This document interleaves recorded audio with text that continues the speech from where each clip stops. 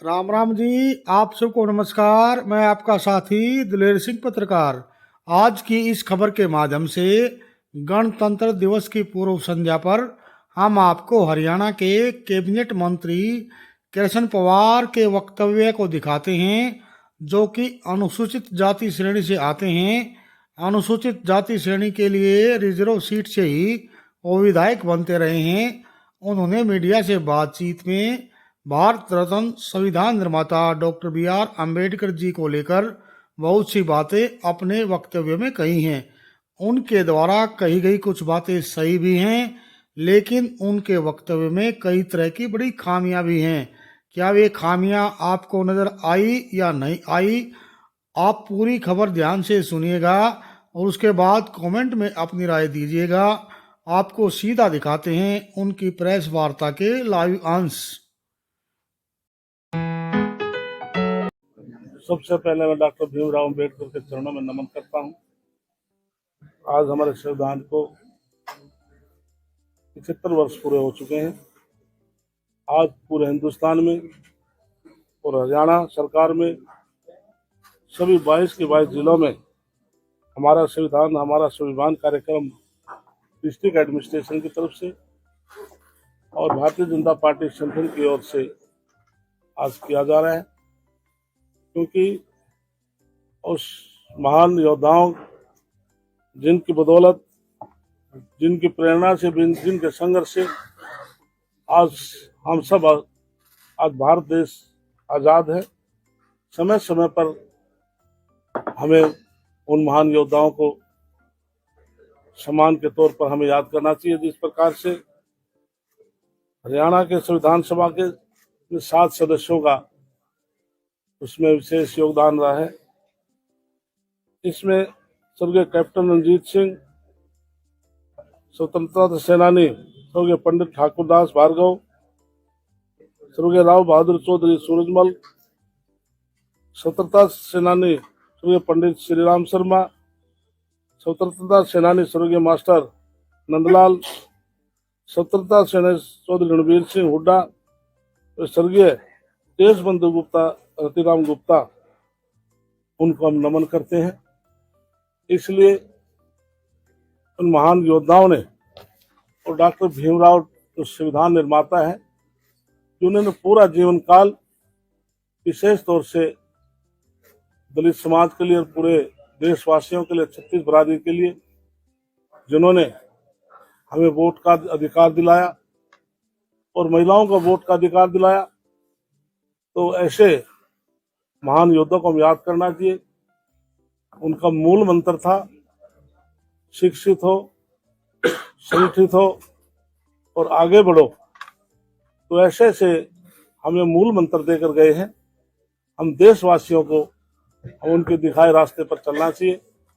इसलिए देश का हर नागरिक डॉक्टर भीमराव अम्बेडकर को हम नमन करते हैं। मैं देश के प्रधानमंत्री नरेंद्र मोदी का विशेष तौर से मैं धन्यवाद करता हूं कि 14 अप्रैल उनका जन्म दिवस है। 1947 में देश आजाद हुआ, लेकिन उसके बाद कभी भी उनके जन्म दिवस का राष्ट्रीय अवकाश घोषित नहीं हुआ। जब 2014 में प्रधानमंत्री नरेंद्र मोदी जी आए, 2015 में पूरे राष्ट्रीय स्तर का अवकाश नरेंद्र मोदी जी ने घोषित किया था। कल गणतंत्र दिवस है कि जो गणतंत्र दिवस पूरा देश धूमधाम से मनाता है, तो दिल्ली के जो परेड ग्राउंड में बाबा साहब की पालकी के बेड़े में शामिल नहीं था, तो 2016 में प्रधानमंत्री नरेंद्र मोदी जी ने बाबा साहब की उस पालकी को बेड़े में डाला है। और संविधान दिवस हर साल मने, वो भी नरेंद्र मोदी जी की शुरुआत से हुआ है। तो मैं विशेष तौर से नरेंद्र मोदी जी को मैं इसके लिए उनको मैं नमन करता हूँ। संविधान ने हमें अधिकार भी दिए हैं, लेकिन अधिकारों के साथ साथ कर्तव्य भी उसके अंदर नहीं है। तो जनता अधिकार तो मांगती है, लेकिन कर्तव्यों का निर्वहन करने के लिए भी उनकी आपकी तरफ से कुछ, इसके लिए बाबा साहब खुद कहकर गए हैं, जब संविधान लिखा था उसमें, यदि इस संविधान तो लागू कर पर इस पर अमल नहीं किया, उसके पद चिन्हों पर नहीं चले, ये कागजों का एक पुलंदा बनकर रह जाएगा। इस संविधान में जो आपस में आर्थिक, धार्मिक और छुआछूत को हम समाप्त नहीं करेंगे तो संविधान के द्वारा दिए गए अधिकार, उसका कोई न सम्मान रहेगा न कोई स्थान रहेगा। तो ऐसी भावना बाबा साहब कह कर गए। मंत्री जी, जिस तरह से कांग्रेस और बीजेपी का आरोप लगाते हैं सरकार पे कि कुछ स्थान विवाद करके और सब कहाँ से याद कर रहे हैं। मैं डिस्ट्रिक्ट एडमिनिस्ट्रेशन उपायुक्त महोदय का धन्यवाद करता हूं कि जिन्होंने आज के इस कार्यक्रम में तो भूपेंद्र सिंह हुड्डा को भी सरकारी तौर पर निमंत्रण दिया था। तो रणबीर सिंह हुड्डा जो इस संविधान के एक सदस्य थे, हम उनको नमन करते हैं। तो मैं कहता हूं तो भूपेंद्र सिंह हुड्डा को इस कार्यक्रम में शरीक होना चाहिए था। और जहां तक आपने कांग्रेस का, मैं बोलना नहीं चाहता था, आपने बोल दिया तो फिर मैं जवाब भी अवश्य दूंगा। आपने कांग्रेस ने कहा कि आज भारतीय जनता पार्टी आज बाबा साहब को याद करती है, तो मैं आपको अतीत में ले जाना चाहता हूं।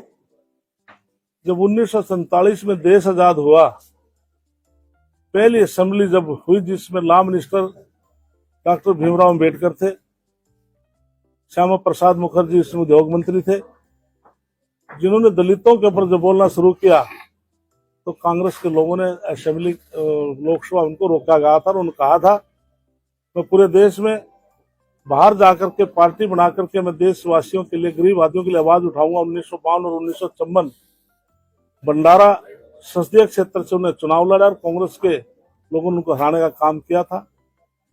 26 अलीपुर रोड दिल्ली, जहां पर वो रहते उनका निधन हो गया था। कांग्रेस की प्रधानमंत्री स्वर्गीय इंदिरा गांधी थी, उनका संस्कार दिल्ली में नहीं होने दिया गया था। चैत्य भूमि मुंबई में उनका संस्कार हुआ।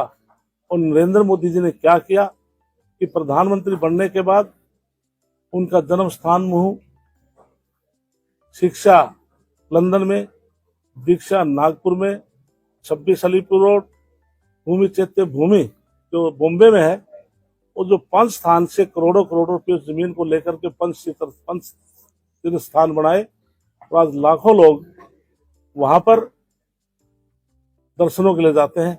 ये काम भारतीय जनता पार्टी ने किया। मंत्री जी, राजनीतिक सवाल दिल्ली चुनाव से। आम आदमी पार्टी ने एक पोस्टर जारी किया जिसपे राहुल गांधी को बेईमान उन्होंने डिक्लेयर किया, तो उस पर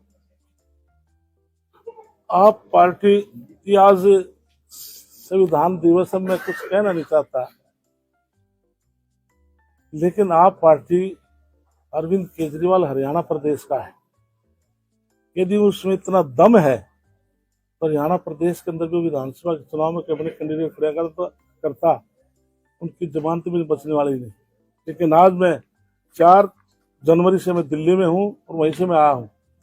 मैं आज कह सकता हूँ जिस प्रकार से दिल्ली बोल रही है 50 से सीटें ज्यादा भारतीय जनता पार्टी लेकर सरकार बना रही। लेकिन इंडिया गठबंधन का पार्ट थे और राहुल गांधी के खिलाफ ही वो अपने पोस्टरों में बयानबाजियां हैं। इसलिए वो व्यक्ति एक बार बात कहकर बहुत जल्दी मुकरता है। उसने पंजाब के अंदर 100 रुपये महिलाओं को देने की बात कही, 1,000, 2.5 साल हो गया आज तक एक पैसा नहीं दिया। अब 2100 रुपये देने की बात कही है। 40 लाख महिलाओं ने फार्म भरे हैं। दिल्ली के अंदर 80 लाख महिलाएं हैं। आप तो बुद्धिजीवी है, उसके बजट का एनालिसिस 2100 रुपये से करेंगे, इतना दिल्ली का बजट भी नहीं है। लेकिन प्रधानमंत्री नरेंद्र मोदी ने गारंटी दी है कि हम दिल्ली की महिलाओं को बीजेपी सरकार बनते हम 2500 रुपये देंगे और हम उनको 500 रुपये में गैस सिलेंडर देंगे। होली दिवाली को हम गैस सिलेंडर को खरीदेंगे। इसके अलावा जो आयुष्मान जो कार्ड है वो दिल्ली में लागू नहीं है। बीजेपी सरकार बनती है तो 5 लाख केंद्र सरकार और 5 लाख प्रदेश सरकार, 10 लाख का हम आयुष्मान कार्ड बनाएंगे, जिससे कि आम आदमी उसका लाभ उठा सके। तो इस प्रकार की हमने मैनिफेस्टो जारी किया है और लोग उसको पसंद कर रहे हैं। मंत्री जी, गीता बुक्कल ने काफी गंभीर आरोप लगाए हैं। उन्होंने कहा कि काफी शिक्षण संस्थान है जहाँ से पत्र हमें मिला है जिसमें महिलाओं का शोषण हो रहा है। इसलिए अभी गीता बुक्कल हमारी बहन है, 5 बार की विधायक, मैं उनका बहुत सम्मान करता हूँ। कांग्रेस के ही एक विधायक भिवानी में लोहारों में एक दलित समाज की बेटी जो उनके इंस्टीट्यूट में मौजूदा विधायक में पढ़ती थी, जो फीस नहीं दे सकी, फीस न देने की वजह से उन्हें खुद बेटी ने चेयरमैन से बात की, उनके पिता ने चेयरमैन से बात की और फीस ना देने की अवस्था में उस बेटी ने सुसाइड करना पड़ा। तो आरोप भारतीय जनता पार्टी लगाते, कम से कम अपने गिरवान में झांकरो देख लें।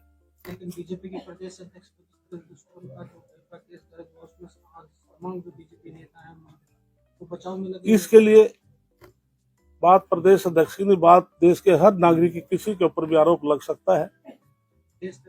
कानून अपना काम करता है कि उसमें प्रदेश अध्यक्ष हो, कोई भी नागरिक हो, इन्वेस्टिगेशन अपना काम करे।